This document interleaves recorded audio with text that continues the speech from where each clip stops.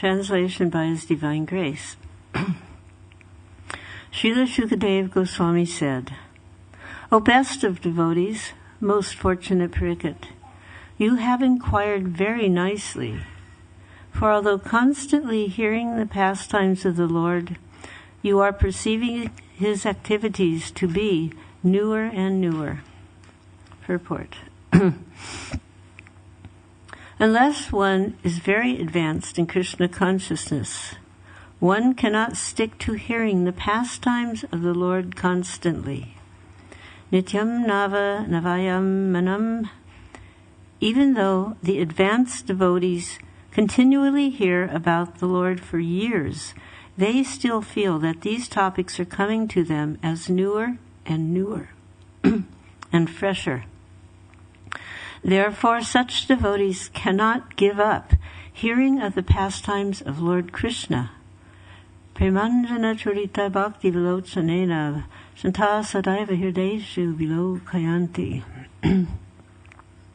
The word Santa is used here to refer to persons who have developed love for Krishna. Yam Sam Sundaram Achintya Guna Swarupam Govindamadi Purusham Tamaham Bhajami. Brahma Samhita 5:38. Maharaj Pariksit therefore is addressed as Bhagavatama, the best of devotees, because unless one is very much elevated in devotional service, one cannot feel ecstasy from hearing more and more and appreciate the topics as ever fresher and newer. Oh, please repeat. Srila Sukadeva Goswami said, O best of devotees, most fortunate Pariksit, you have inquired very nicely. For although constantly hearing the pastimes of the Lord, you are perceiving His activities to be newer and newer. Om Agyantamarandasya Ganana Sakalaya Chaktum Militam Jena Tasmi Sri Gurave Namaha. Sri Krishna Chaitanya Prabhu Nityananda Sri Advaita Gadadhar Srivasadi Gaur Bhaktivinoda. Hare Krishna Krishna Krishna Hare Hare Hare Rama Rama Rama Hare Hare. Vanchakalpa Turubhyascha Kripa Sindhuvyecha Patitanam Bhavambhyo Vaishnavebhyo Namo Namaha.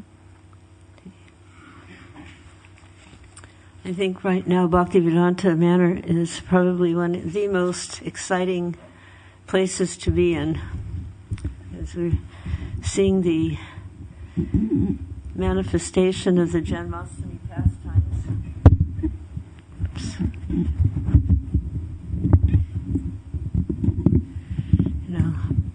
Coming and coming, and it's really, I think, probably outside of India, the most grand celebration of Janmashtami in the Western Hemisphere.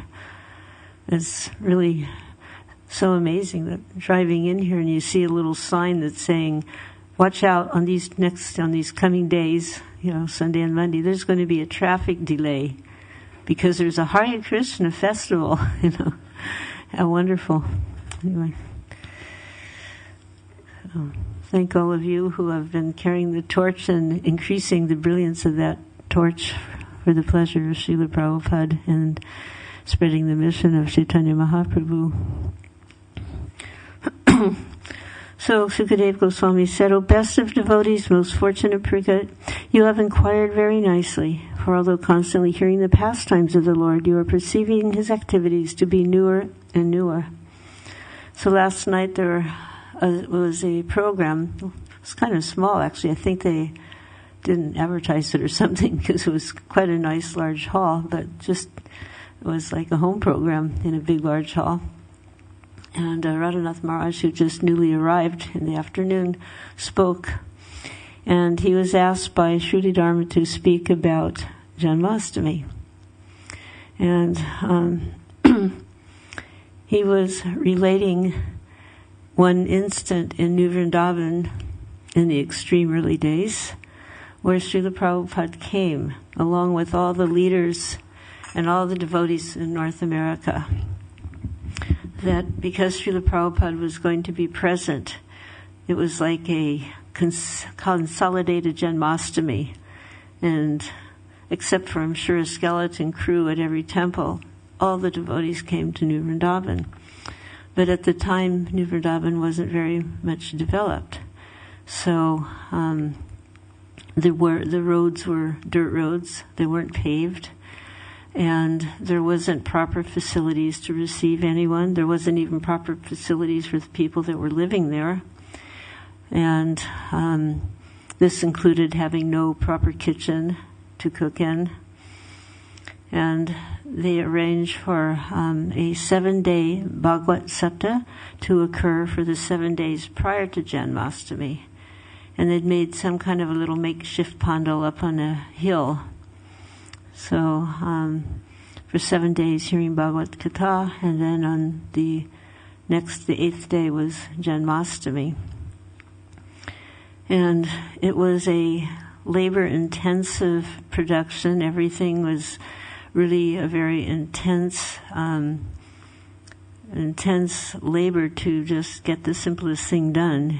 To light a fire meant chopping down a tree and chopping up the wood into proper suitable pieces, and having to find a vehicle to go to town, because in those days devotees, we just didn't have our own cars, our own vehicles, and in New Vrindavan, I was told at that point they had one vehicle to their name, and most of the time it wasn't running adequately.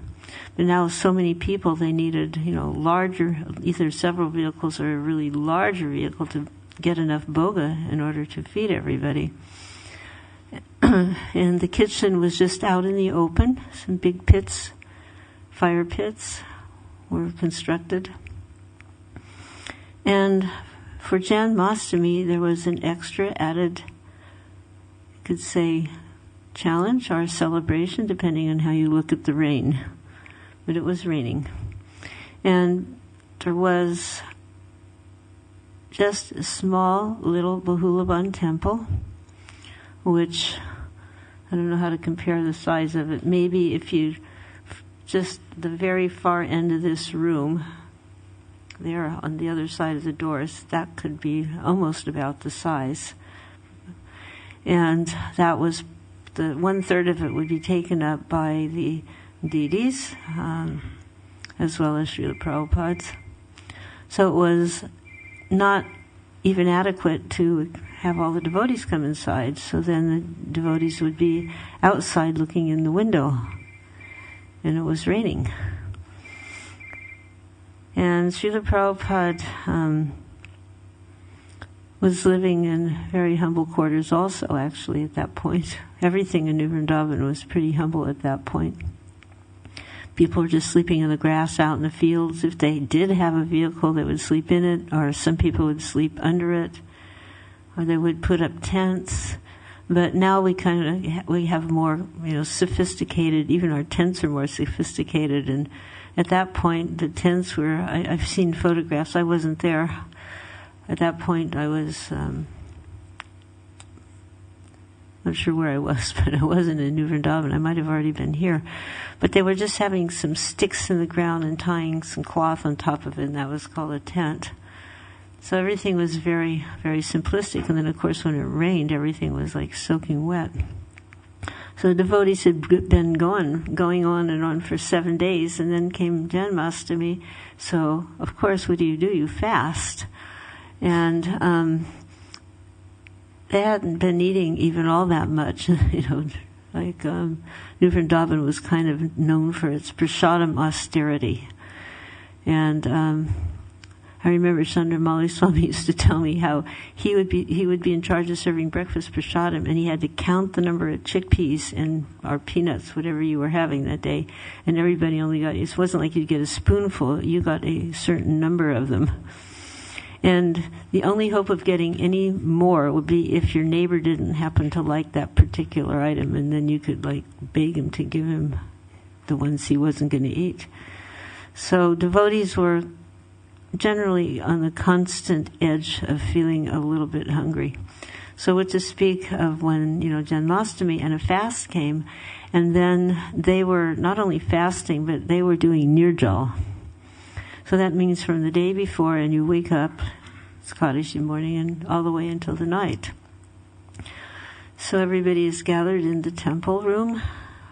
Prabhupada asks for Krishna book, and begins reading the advent of Lord Krishna. And midnight came and went. The reading was going on. Came to the end of the chapter where I was explaining, and then thus ends the chapter entitled da-da-da-da, purport by A.C. Bhaktivedanta Swami. Everybody was, Jai, Prabhupada, because they're thinking it's after midnight. Now we can finally eat. Prabhupada says, next chapter. So then the next chapter, which was a little longer. So you're hungry, you're tired, you're exhausted, and you're thirsty. And everybody's falling asleep. You know that falling asleep thing where you're like, and your eyes get wide and you try to stay awake, and then I said the whole room was like that, and he was explaining how there was all the young sannyasis at the time in 2 rows, and all you could see were these dandas.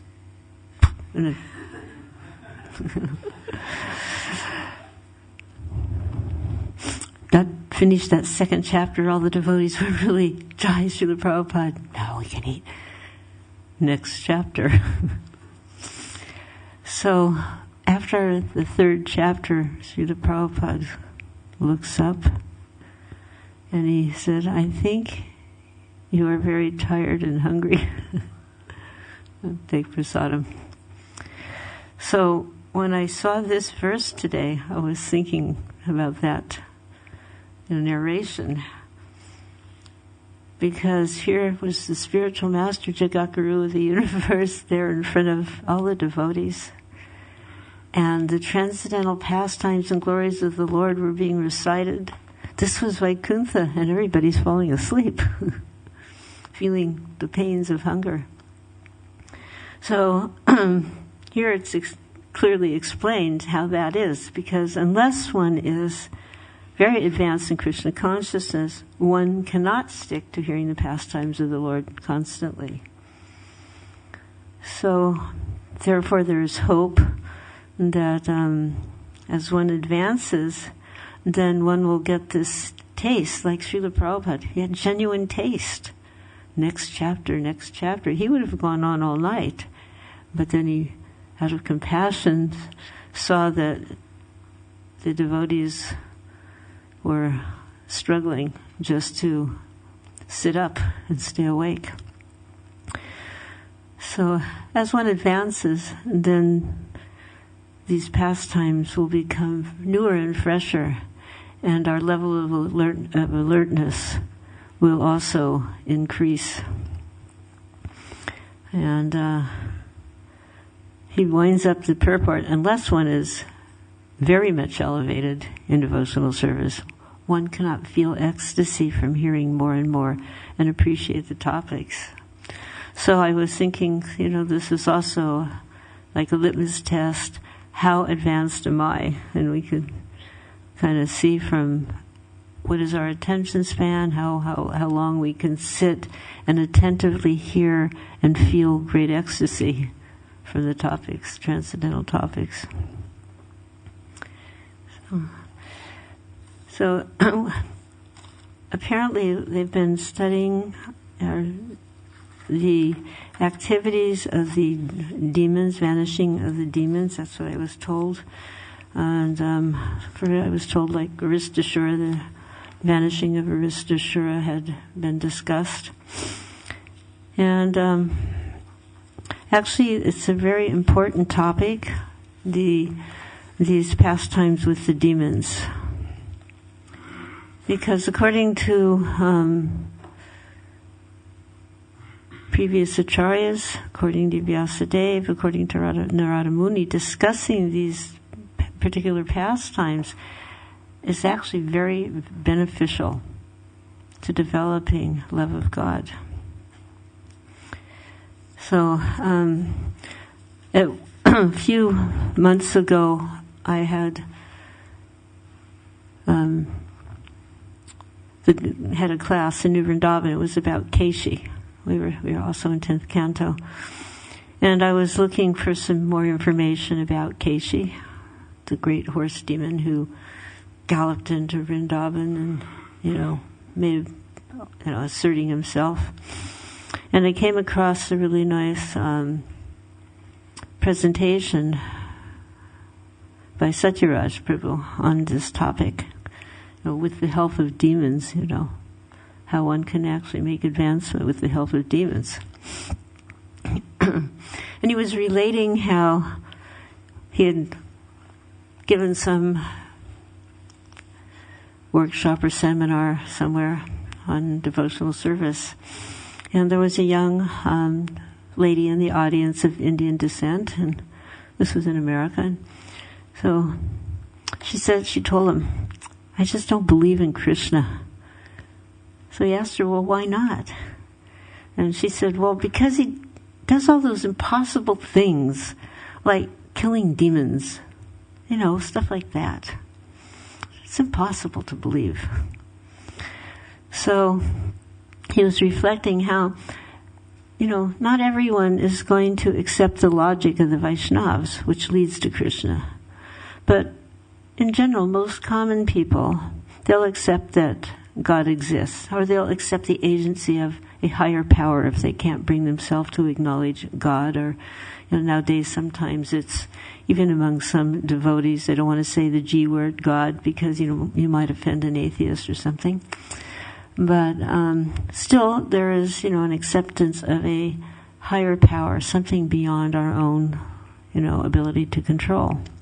So this type of faith or belief is called Laukika Shraddha.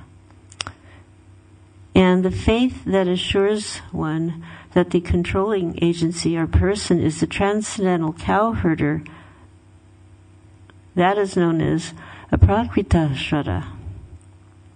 So Laukika, that means ordinary. And Aprakrita means that which appears ordinary, but it's not ordinary. So in the Nara Leelas, pastimes of Lord Krishna, his human-like pastimes, sometimes they're difficult to understand, like killing all these demons, or just the demons themselves. I mean, just imagine, here comes Putana, this beautiful woman. She was so beautiful, that her beauty bewildered Mother Yasoda, and she allowed this unknown woman to go into her house, pick up her baby, and put her to her breast. And then all of a sudden, this beautiful unknown woman became this gigantic, huge, humongous demoness that was just, bigger than a mountain, with Lord Krishna on her breast. So how are we going to, perceive this in our present condition? So a little difficult to understand. And what to speak of the pastimes with the gopis? So here we have, a young lad and some young maidens, and some of these young ladies, they have husbands, and they're taken off in the middle of the night, dancing around, and this is worshipable. So, that activity for a materialistic person is very difficult to determine, because they see Krishna as a debauchee in the negative sense, although we can see him in the same way in a positive sense. So prior to Krishna's meeting with the gopis in the dead of the night, we learn about these extraordinary feats, killing one demon after the other. And these superhuman activities are simply not ordinary. And this is so much so that, they're so extraordinary that one might tend to kind of just dismiss it altogether and move on to some other topic. But if we do that, or if we deny the actuality of the demons, the truth and beauty of the higher rasas, particularly Madhurya Ras, will remain concealed. And at the same time, the demons that are within our own hearts will live on. So, in this respect, it's a few words of praise of the demons is appropriate, because indirectly they promote transcendental truth of the aprakrita lila, or the hidden, the unmanifest lila, that lila which appears one way but it's another. And Narada Muni has, in his own way, confirmed this. He said that this is in the 7th canto, first chapter. In my opinion, that even devotees like me cannot attain such intense absorption in God as those who think of him as an enemy, like Shishupal. So obviously, Narada Muni, he's kind of putting himself down here. But the point is, demons like Shishupal, Dandapakara, and Kamsa and others, by their preoccupation with the Lord and then their ensuing pastimes, have brought out the glory of the Lord. So that's something to consider.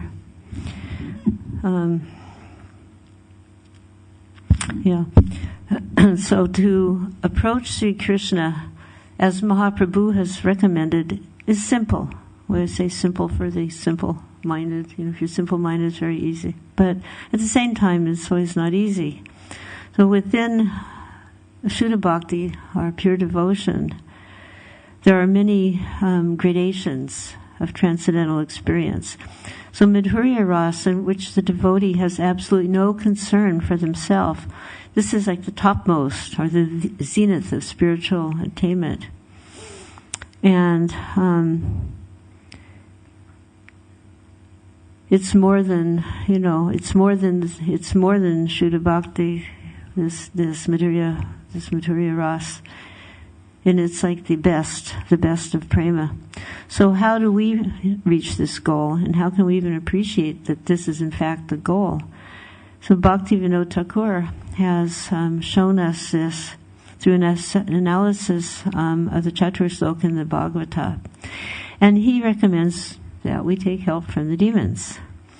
So Krishna tells Brahma to both directly and indirectly search out his ultimate prospect in life when he appears from. And in the opening stanza, the culmination of his life's work, Vyas utters the same thing, Anvayad Itarata, so directly or indirectly. But to do this, to reach this goal, we have to cleanse the heart of the anarthas, the impediments. And the method for doing that is bhakti.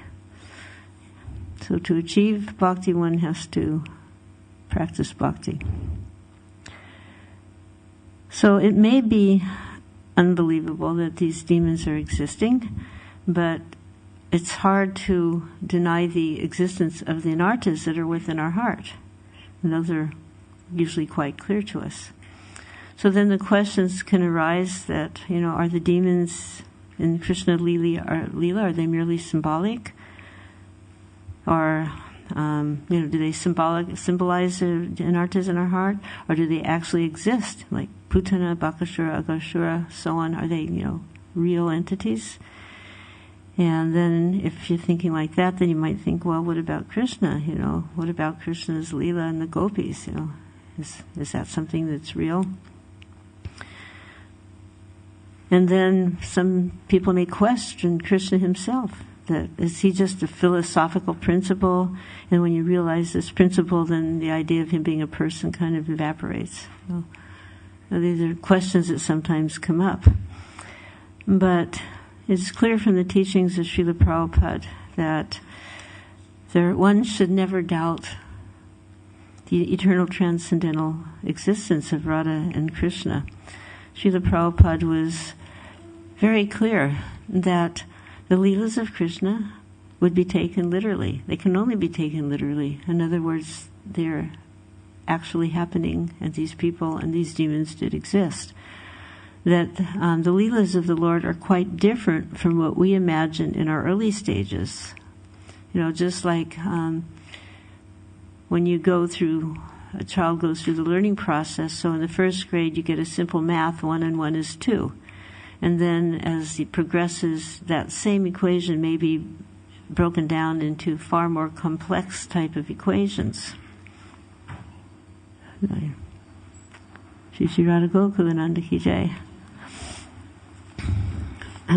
And one's understanding and comprehension becomes, deeper and deeper. So, the reason behind Srila Prabhupada's insistence on a literal understanding of Krishna Lila should be clear just by he's given us Bhagavad Gita as it is. So by as it is, Srila Prabhupada meant Krishna as is, as he intended. Just like sometimes one may speak but be misunderstood by others who don't know the speaker so well. So Krishna has been misunderstood by many who have simply translated the text because they happen to know Sanskrit. So they've translated the text of his conversation with Arjuna, but they haven't taken the time or the means to know Krishna. I may say something in jest, in a joking mood, and be misunderstood by someone who doesn't know my lighthearted nature. But my friends, they'll understand completely. So knowing the speaker and the contextual framework from which one speaks is more important than just knowing the actual language. So who knows Krishna? And that's Krishna's devotees. One who has attained Parabhakti, Brahma Bhuta Prasanatma, one who has become free from anarthas, that person can know Krishna. So to the extent that we're troubled in our heart, to the extent we're troubled by anarthas, and to the extent we don't take the means to eliminate them, we'll never be able to appreciate the transcendental reality of the Supreme Personality of Godhead. Because these anarthas are just like a curtain. Just like when that curtain was closed, with these eyes we weren't seeing Gokulananda on the altar, although maybe in the altar of our heart we were seeing him. But as soon as the curtain opened up, there he was. So in the same way, there's this curtain on our heart, the anarthas, the ignorance, that keeps us from actually seeing Krishna as he is. Even we can see the deities on the altar, and we tell ourselves, this is Krishna. Krishna is non-different from his form, his name, his paraphernalia.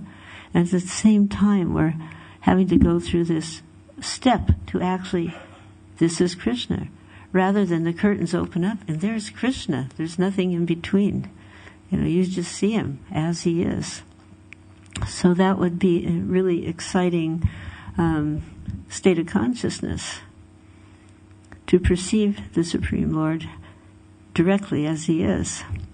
But when Krishna Prema is attained, then all the anarthas are removed. We actually do perceive Krishna. We experience him directly. But in doing this, and we also have to have a suitable body.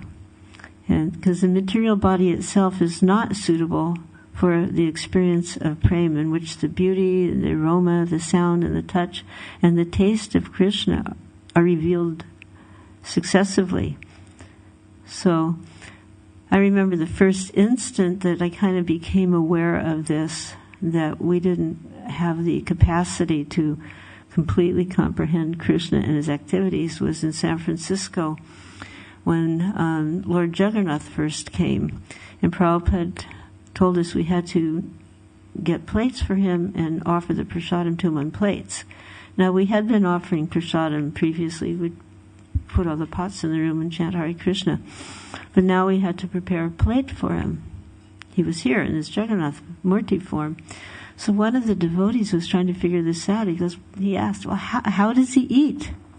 We're going to make a plate, offer it. How does he eat? Prabhupada just looked, he goes, that you cannot understand. But then he said, he can eat with his elbow if he wants. He can eat with his knee. He can simply glance and taste it all. So that was really mystifying to us. But that is the case. All the Lord's senses are interchangeable. Our eyes can only see. Of course, you can taste sometimes with the eyes. If you're really hungry and you see some prasadam, you get a feeling of it, But when Krishna, when we're perfectly purified, when all the anarthas are absent, then we actually are experiencing like Krishna. And when he reveals his the senses and the mind all turn into noses. And when he reveals his beauty, all the spiritual senses turn into eyes to capture the essence of the Lord's beauty. So the political, the sociological, the psychological, and all the other worldviews, these are like things of the material world, they have little value for the transcendentalists. For those persons who are filled with material desires, they will gravitate more readily toward these worldview topics because they are closer to the human material condition. And to this extent, we can think, well, what is the business of a devotee then? So the business of a devotee is to remain in constant contact with the absolute truth, Krishna, 24 hours a day. This is from Srila Bhaktisiddhanta Saraswati. So remain in constant contact with the absolute truth, Krishna, 24 hours a day. People will always discuss worldly glories. In other words, the worldview, all these other topics. People always discuss these things. And we shall remain inattentive to such talks. So, in other words, these things which are so attractive to the materialistic mind, they shouldn't bewilder the mind of a devotee. And then he went on to counsel, show respect to the materialists, but don't adopt their behavior or mentality. He actually said, mentally you can reject them. So, in the same way, a symbolic representation or interpretation of Krishna Lila that is aimed at improving our understanding of the human condition usually leads us to believe that this situation is all in all. In other words, we get confused. We start thinking it's only symbolic. But these are interpretations. If they keep the picture of the soul in relation to Krishna, then they can be of some help. But if they miss the point of Krishna Lila altogether, the interpretations and it's become relative, and then the person becomes confused or they even become doubtful. So the personality of Godhead is as real as our own soul, as are his pastimes, which are non-different from him.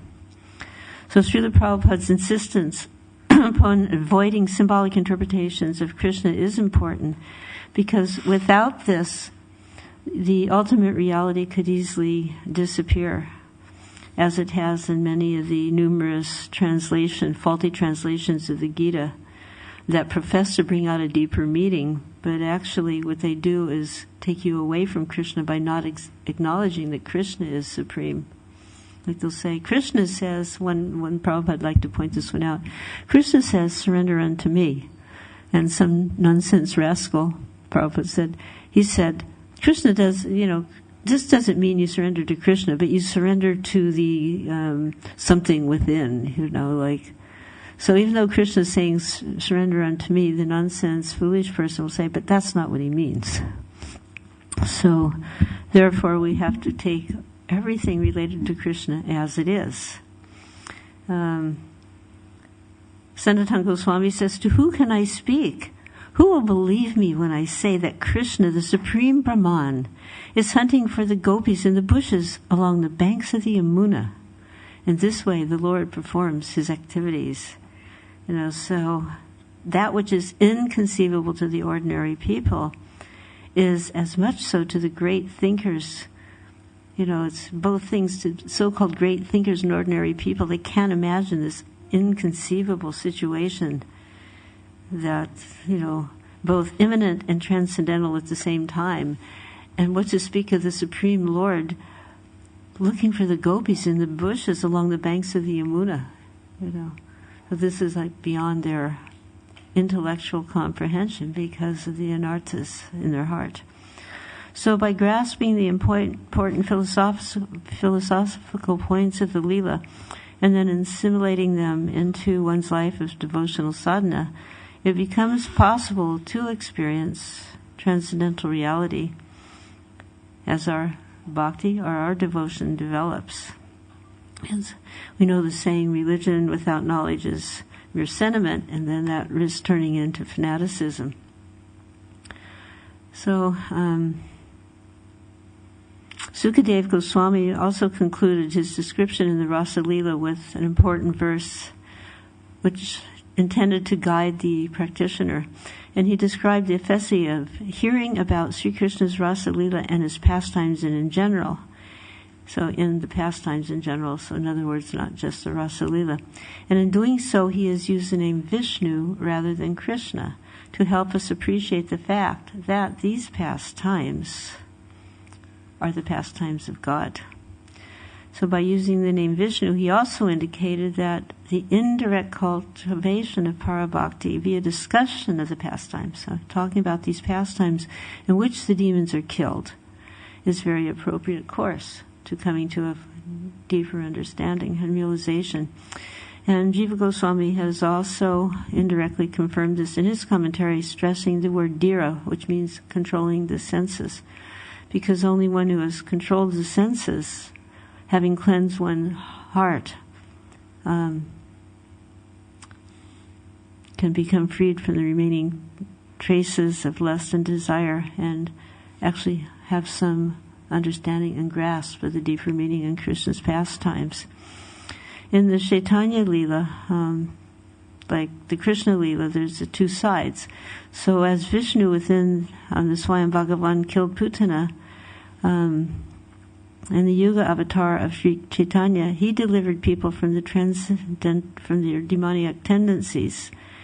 And then, as he delivered these people, he was also giving them unparalleled love of God. And he did this through Nam Sankirtan, chanting of the holy name. And through this process, of course, in the inner demons, the unwanted desires are destroyed, and our hearts are cleansed, and allow us to continue cultivating love of God. So Krishnadas Kaviraj has mentioned this in Chaitanya Charitamrita, that it's Vishnu who is present within the body of Krishna, through whom he kills the demons. And thus, killing demons is like the secondary activity. And the main reason for Chaitanya Mahaprabhu I will speak. So the main reason is bestowing love of God. He explains how Chaitanya Mahaprabhu's preaching campaign is indirect or secondary, that, killing the demons is incidental. But cultivating love of God, this is the primary principle, or primary reason for his appearance. So had Mahaprabhu not appeared, then no one would have known about the super excellent Madhurya Ras. So by his grace, we find this very secret path to Krishna Leela, and we can appreciate even the demons along the way, knowing that the only enemy is within our own hearts. And if we understand this, then we can also do wonderful, impossible activities on behalf of Krishna. So it's not that Krishna